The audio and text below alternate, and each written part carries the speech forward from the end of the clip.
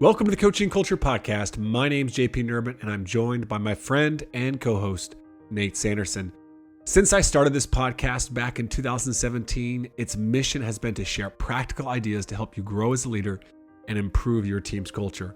If you find value in these episodes, you might want to head on over to tocculture.com to learn more about our one-on-one coaching program, online courses, and my books, most recently, The Culture System. Everything we offer is to help coaches to become more transformational and to create an extraordinary culture. Also, in the details of this episode, you can subscribe to our weekly newsletter to get the notes to this and every episode. So in the next two episodes, we have a very special guest, Ryan Hawk, formerly the quarterback at Miami University, and then he went on to start the Learning Leader podcast, which has over 500 episodes now. He's also the author of two books, Welcome to Management, and most recently, The Pursuit of Excellence. Previously, Ryan worked in corporate America for 12 years, and he started as an entry-level telephone sales rep and worked his way to manager, director, and ultimately VP of sales for a multi-billion-dollar company. When he's not recording podcasts or writing books, Ryan tries to help leaders be more effective as a consultant. In the first part of our conversation today, we're going to talk about the pursuit of excellence and how it's not just grinding or working hard every day. It really comes down to us first knowing who we are, what we value, and continuing to live more and more in alignment with those values. So before we get into today's episode, though, I just want to tell you about something special that I've been working on for coaches like you. So shortly after I published The Culture System last June, I realized a need to develop a unique online course to help train more coaches on the system. Coaches, athletic directors, and club administrators, they love the book, many of them calling it the best book on coaching and culture they'd ever read. And they wanted more training and resources. But the logistics and the cost of bringing me into their program or club, those things have been a barrier. This led me to go all in and to create a one-of-a-kind training platform for building a customized culture system. And I'm excited to announce now that the course has been launched. You can watch the course introduction and learn other details at tocculture.com. Honestly, I don't know of anything like this out there for coaches when it comes to teaching the proven practical methods, tools, and skills to be a transformational coach and to build team culture. This 22-module course has over 100 short, high-quality videos. They're about 7 hours in total. And the quality of it is unlike anything I have ever previously released.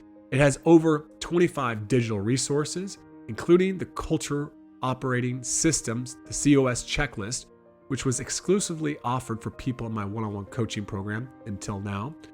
It also includes access to a WhatsApp group chat where you can ask questions and discuss challenges with me and other experienced coaches.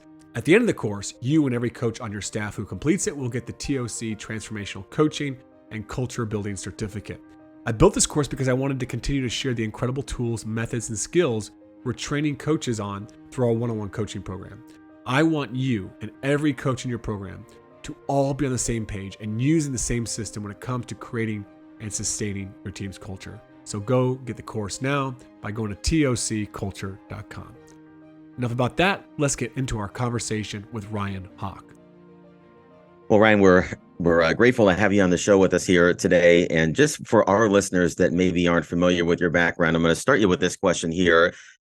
How does a quarterback from the University of Miami here end up as an author and having one of the most popular leadership podcasts in the world? What has that journey been like for you? Oh, geez. Well, I think as I matured post-football life, I've tried my best to follow my curiosity and obsessions with great rigor. And I think doing that has created amazing opportunities. Once I was told I wasn't good enough to play football anymore after multiple NFL tryouts, playing in the Arena Football League, briefly in the CFL up in Canada, I had to get a real job and worked in sales at a company called LexisNexis. And they paid for you, or at least they reimbursed you if you wanted to go back to school to get a master's degree. And I did. I got my master's of my MBA. It took me 6 years, but once I was finished getting that, I thought, like, I was just in this mode of going to school. And I thought it would be a waste to not go to school, especially if it's going to be reimbursed. The problem with some of the organized education in the postgraduate world is I didn't necessarily love all of the classes or the professors. And I thought it might be more enjoyable to create my own form of a leadership PhD program where I get to choose all of the teachers and I get to ask the questions that I want to ask because I'm curious about them.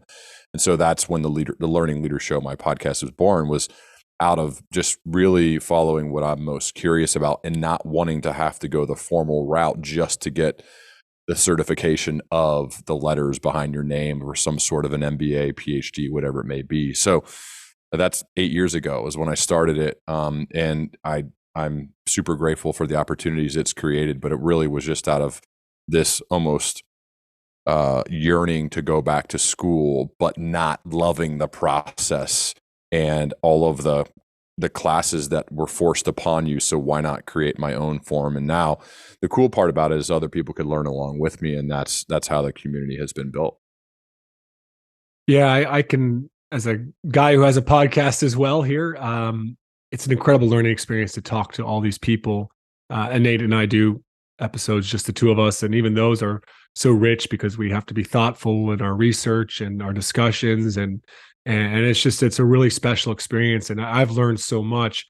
And what I've learned is that it's changed my perspective on a lot of things. And I'm curious, having gone through all these amazing guests and all this your own leadership course that you've designed here, how do you view your athletic experience from when you started playing football to your end of your career? What has your perspective changed? Like, I guess there's two questions in here. One is, how do you view your experience as an athlete? And then also, how do you view the sporting culture, the culture today for all athletes? I view my athletic career with just an immense amount of gratitude. I'm very fortunate. My parents chose to move to Centerville, Ohio, after seeing star quarterback Kirk Herbstreit playing for legendary coach Bob Gregg. And we were little at the time, but my mom and dad thought it would be a good place for us to potentially go to school and play for an amazing coach. And like I said, Kirk kind of made some headlines. He was the National Player of the Year, went to Ohio State. And so we moved to that district when I was like 4 or 5, and grew up and somehow were able to have great careers. And Bob Gregg, head coach, and Ron Allery, offensive coordinator, changed my life. They are the first two outside of my direct family to show me what like leadership can do, the potential to help people perform at levels that are higher than they even think are possible. And it inspired me to want to try to do that for others in a different way off the field. And so I just feel literally an immense amount of luck that's what I got to experience. Because I went up to college and played, I realized that not everybody had that awesome high school coaching experience. In fact, a lot of them didn't. And they got a scholarship and played in college despite the fact that they may have not had the best situation in high school. And I got a scholarship and played because of the situation I was in, my teammates and my coaches. So to me, I just think when I think back of it, it just immense gratitude, because I was young and immature and made stupid decisions like a lot of kids do. But those guys helped me kind of steer me and taught me like what it means to work and be resilient and be overly prepared and be early and have a bias for action, right? All those things started from Coach Gregg and Coach Allery. So I look at them and say, man, I'm just lucky I had them at that time in my life. Coach Allery is somebody you talk about in your most recent book, The Pursuit of Excellence, as one of the greatest coaches or mentors you've had. And I'm just curious, outside of the traditional accolades or affirmations or the ways that we talk about coaches, what was, some specific story of or something that Allery did that just had a transformative influence on you and the trajectory of your life? It's a lot like now as a dad, your children, at least in my house, they pay much more attention to what I'm doing and less to what I'm saying. And so I think Coach Charlie was the ultimate model. He still is. I mean, I just talked to him this week. The ultimate model for how to be as a human, as a person, overly prepared, always the first guy there, but not, he wasn't there just to show up early, but always the most prepared person in every room he's ever been in. Still to this day, he's still a coach and he still does this. And I ask him about it all the time. And his whole mindset is, I just don't want to let my team down. Like, I'm going to do everything within my power to be a good teammate, to be a good leader for them. So what it did is it created so much confidence in us because we knew our coach was going to be more prepared than every single opponent we played. He proved that by what he did every single day, like how meticulous he was about game planning, about practice, the intentionality about every single thing that we did. And that, then I think you just can't help, after playing for him for 4 years, that just becomes a part of who you are. And so to me, it's just the way he lived his life, the way he showed up, the way he was prepared. He never took the easy route. He always pushed us. And to me, he's still the guy that there were moments when I hated him, when I hated playing for him, because he was so incredibly hard on me. But then he would pull me aside and said, the reason I'm doing this is because I see what you're capable of. I see where you could play. I see that you can be up here and you're not. I know you can. I've seen you do it. And so that's when I talk about like the best coaches and best leaders help you perform at a level. Like, he helped me perform at a level that I didn't think I was capable of. I didn't think I was athletically gifted enough to get a scholarship. He did. And he pushed me to that level, and we played really well. And that helped me earn that. So to me, like, that's the ultimate sign of a leader is, first, they embody it themselves. They're the model for how we should behave.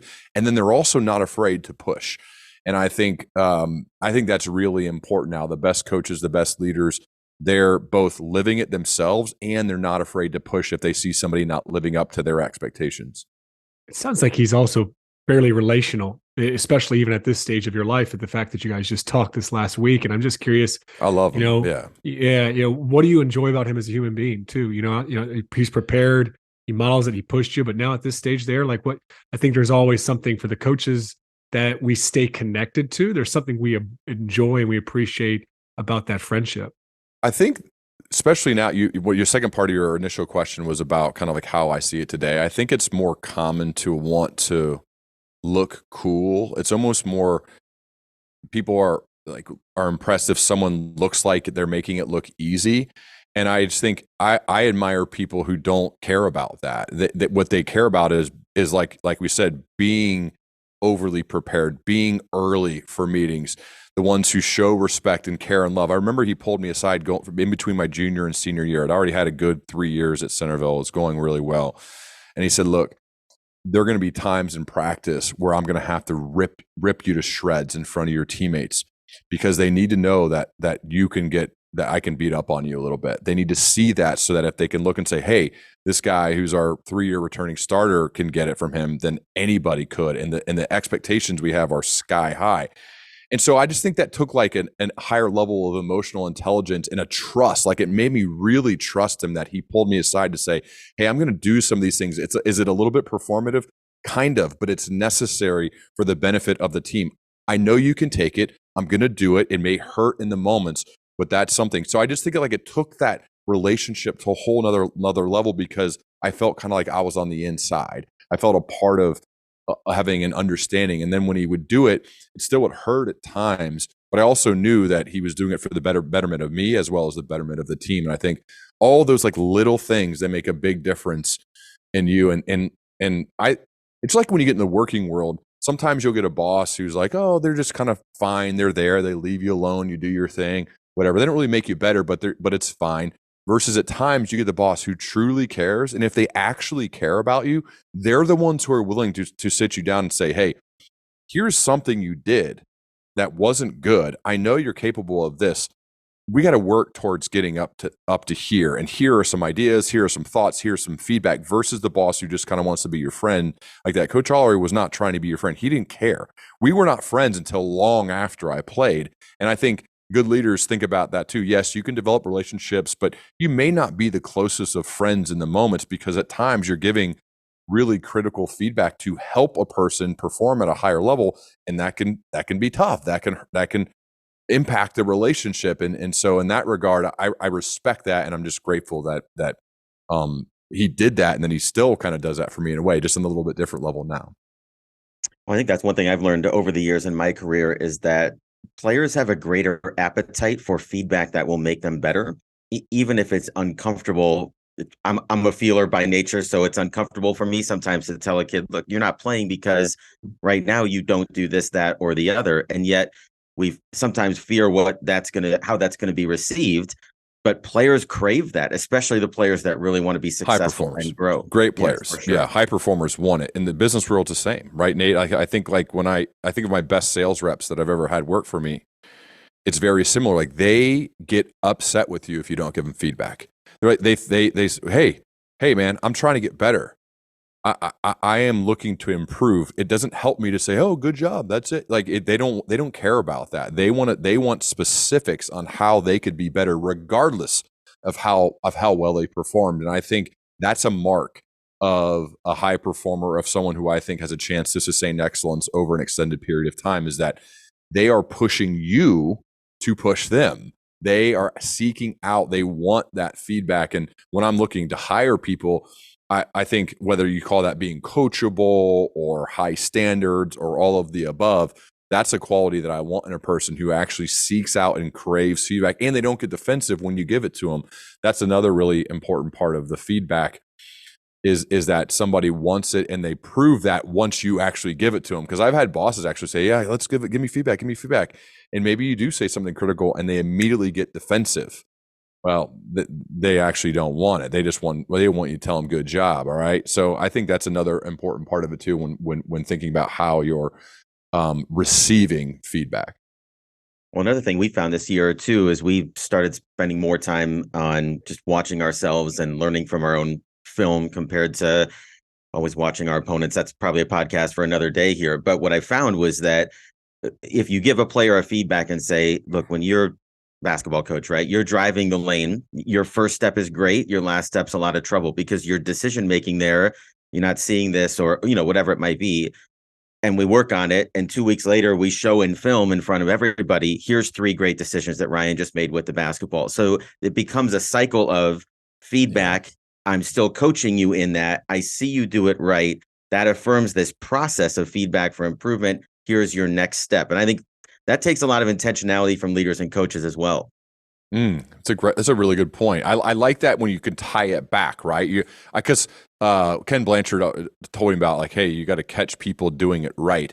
When you do give critical feedback, when you do try to help somebody improve on something where maybe they've made a mistake or they're lacking, and then you bring it back in the future to say, we told you this, now you implement it and did this, and then you're actually like have the clicker showing the film, here, this is it, like that thing, like how that's like the perfect setup, I think, from a coaching perspective of how you can sustain that and how you can do it more and more in the future, and how other players will then want to step up and want to listen and hear and work on themselves. Because who doesn't? I don't know about you guys, like when you write a book, JP, and maybe you get you get the feedback from an editor, and there's red marks, and they cut it up and they say, cut this and add this, this is bad, fix that, here's a question, you got to do that.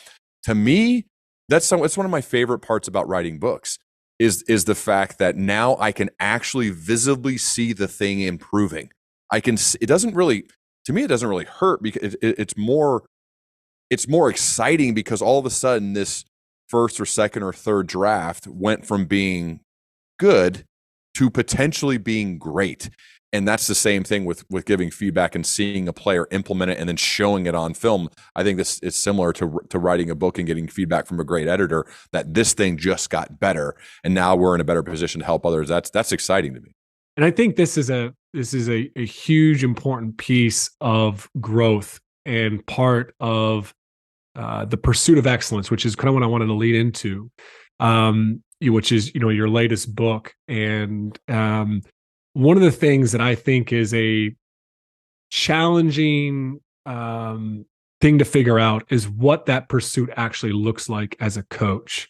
And I think so often people in leadership and coaching in life just think, okay, to go be great, I just have to work hard and log lots of hours. And you talk a lot about in the book about the importance of consistency and showing up, but there's more to it. Feedback being one of it, like to improve my process, right? And few coaches are always looking for feedback. But I was just curious if you could talk about that pursuit of excellence. It's not just grinding. For you, you have a much more intentional process on your pursuit of excellence. And I was wondering if you could just talk a little about that so that coaches are having a healthy pursuit and an intentional pursuit.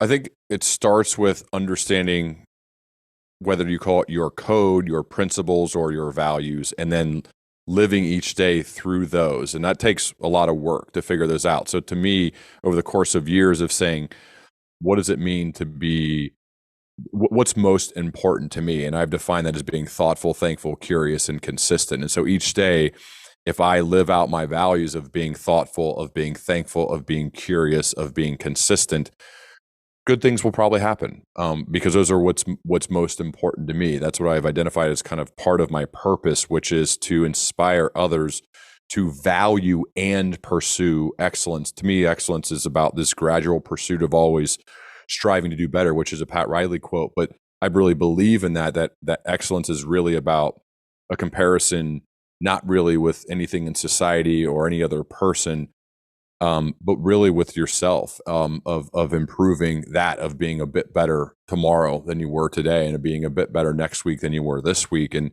I think if you have your code, your foundation, and you understand the behaviors to match with those values, and you're consistently living them out each day, the chances of you, whether it's achieving what you want, getting what you want, feeling content, feeling happy, I think the chances of that go up. But to me, if I spend a day where I've been thoughtful, like where to me the critical behavior to match that is seeking first to understand. So I have an open mind. I'm trying to gain a better understanding of somebody's story, right?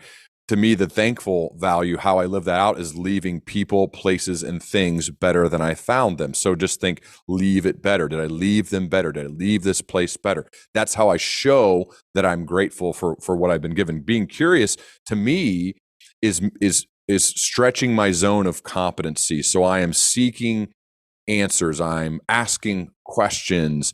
I think there's a zone or a continuum of, on one end of it, it's being curious, and the other end, way other end, is being judgmental. And I think I need to be living my life way towards this end of being more curious and much less judgmental, especially of people. Being judgmental of people is usually not helpful. So saying, I wonder why that is, or what that is, as opposed to immediately judging somebody, and then being consistent, that's simply showing up every single day, showing up each day at a level that I demand of myself, is how I be consistent. And so when I live out those values, that's how I pursue excellence. And I think others, first need to do the hard work of understanding your code, your foundation, your values, the critical behaviors to match those, and then striving to live those out each day. And if you do that, the chances of you, again, achieving whatever it is that you want to achieve, or living whatever way that you want to live, go up. And that's what I'm trying to do each day. I mess up all the time, right? But that's really the intent. It's interesting to me when you talk about your personal code or those values and being able to identify those, because I think JP and I have spent a long time talking about this at other times as well, that it's really hard to do anything else if you don't know who you are, first and foremost.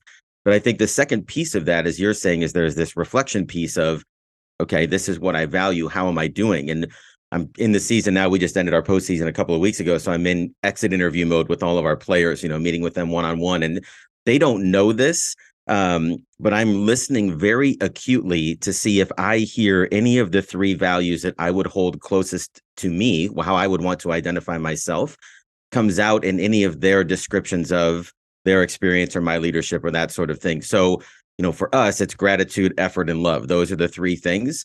But I'm not asking them, tell me how coach demonstrates, or how do you see gratitude impacting our program? It's a little bit more subtle to see. Does it feel like it's woven in here, and trying to find places that are strong and places that are weak? But it's a little bit more sneaky than just directly asking. I don't know if that makes sense, but I think it has added perspective is that like, for us. Do you overtly say that every day with your team? Is that part of like embedded in the messaging with your team, or how does that go? It's in our branding, like it's on our shirts and stuff, but we don't preach it. We just try to live it. I mean, in a lot of ways, it goes back to what you talked about with your football coach of I'm trying to, influence our kids in these ways by living it myself without necessarily giving a speech every day or talking about it. I want them to catch it, or to experience it really to find the value and the benefit from it. That makes sense. I think like defining the critical behaviors that match each value. I love that you only have 3. What the issue I come across with leaders and working with them is they have like 10, and then nobody remembers 10. If everything is a priority, then nothing is. If everything is important, then nothing is. It's like, so let's narrow those down and then attach the behaviors. So how does the value? So to me, like gratitude, for example, it doesn't necessarily matter what I think about. It matters for me how I show out I'm thankful, right? That's leave people, places, and things better than I found them. But for you, having the gratitude value could be lived out a different way. I think the most important part is that the people we're leading have a vividly clear picture of what that looks like, of why that's a value that you're, as the coach, you get to kind of determine those and why that's your value, and then how that's lived out within the team. So I think I mentioned to you guys before we started recording, Brooke Cups, he's one of the best current coaches in the world right now. And their values are tough, passionate, unified, and thankful. And they have critical behaviors to match each of those values of how they live those out. And all the players have not only the values memorized, but also the critical behaviors, every player in their entire program. And and how they live those things out each day, the actual actions, not just the words. And I think that's a really cool thing to see. I go to a lot of their games, and it's neat to see that be lived out on the court. And then those kids don't even realize how it's impacting them for the rest of their lives. Because again, when you're young, you don't really think like that, which I get it. But you will think about it when you're in college and when you're out of college. Like, oh, I remember what it meant. Like passion means choosing extra work. That's what it means in that program. And to me, like whatever my job is, wherever I'm doing, like how do I show passion for this? I'm going to choose extra work, right? Like that type of stuff's really impactful, really cool, and can last a long time, maybe for the rest of people's lives. And I just think that's why the job you have is so important, because you're getting kids during their formative years when they're really malleable, and you could change the trajectory of their life. And man, what a cool responsibility. I love what you're talking about here, because at the end of the day, what you started with is that excellence is not starting with some sort of goal of championships or sales in the business world. It is first off understanding who we are and what we value. Then and I have an activity in my book called the Behaviors and Beliefs Alignment activity.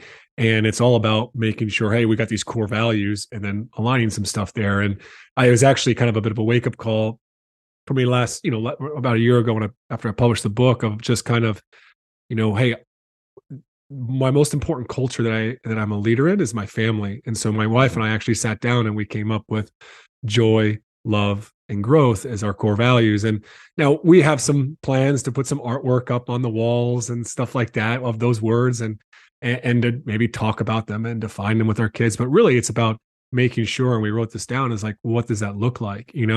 And honestly, at this age, when your kid's small, like joy is like dance parties in the kitchen.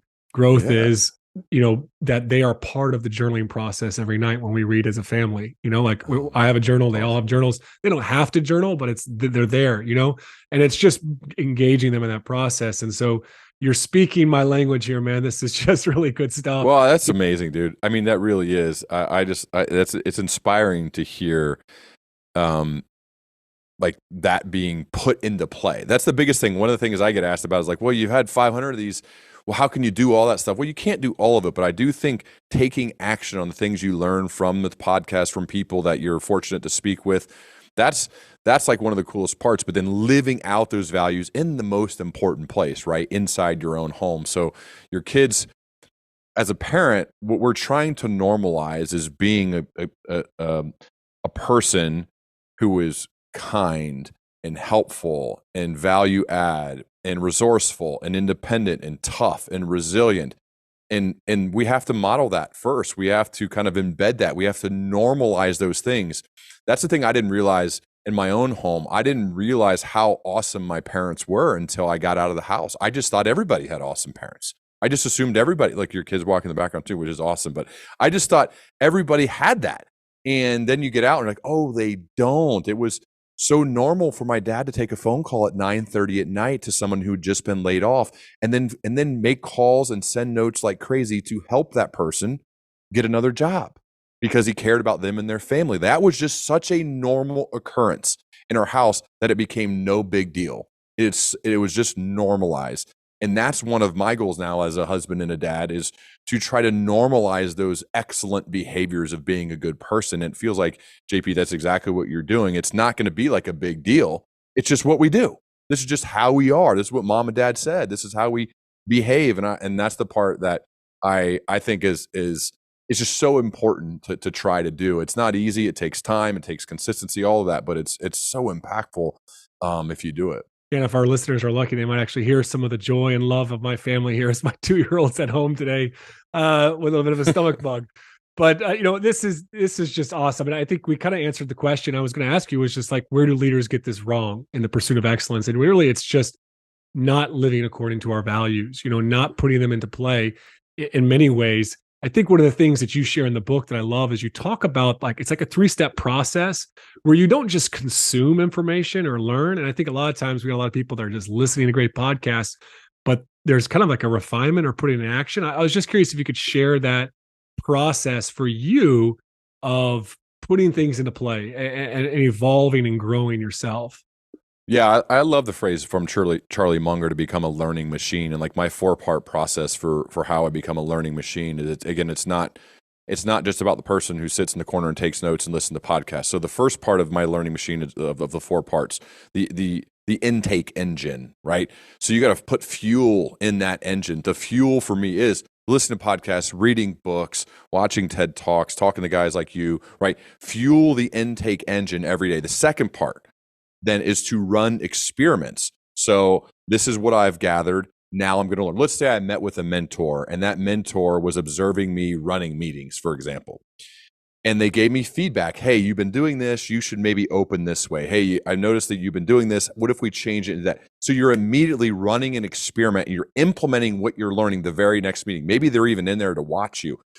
My point is having a bias for action based on your key learnings. The third part is to take a step back and reflect on that. So analyze, okay, I learned this, right? This is part of the intake engine. I ran an experiment. I tried out this thing that I learned. Now I'm going to reflect what worked, what didn't, what should I keep doing, what should I stop doing. The fourth part, which I think really solidifies learning, is teaching it to somebody else. Teaching is one of the greatest learning tools in the world. So if you're going to go up and give a speech or you're going to speak in front of a class, you're probably, I would hope, going to prepare, you're going to write, you're going to gain some clarity of thought before then trying to teach somebody else. So I think if you're constantly in that cycle of fueling the intake engine, running experiments, reflecting on if they worked, what did, what didn't, what should I stop doing, what should I keep doing, and then teaching that to somebody else, that can really solidify your learning. This is why I like writing books, because you get really clear on what you believe when you have to sit down and write 60 to 70,000 words about a topic. It really forces clarity. So I think all leaders should have some sort of writing practice, whether they decide to publish that or not. That's where key learning. So when it comes to being a learning machine, that's really what I try to implement. Yeah, some of the best leaders I've known, they don't just consume, they're taking notes, they type the notes up. It's something I've done with every book that I've read. There's a process. Obviously both of us, we have podcasts, we write books. It's a way that works for us. More leaders need something like that. And like you said, they don't have to share it. It's just a way of coming back to it and putting, hey, how'd that go when I put that into action? And I think that's a tough thing for people to figure out, though, is like what that process looks like for them when they have so many other responsibilities in leadership.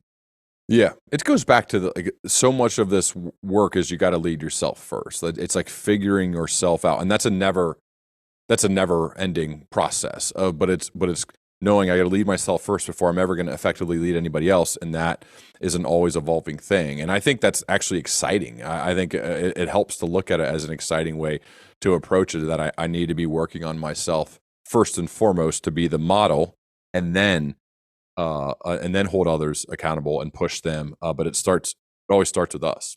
Okay, we're going to take a break in our conversation with Ryan. Next week, we'll be back to talk about developing leaders within our team, helping athletes who struggle with confidence and obstacles to our own growth. In the meantime, please take the time to leave a review of the podcast and share episodes if you think they could be of value to others.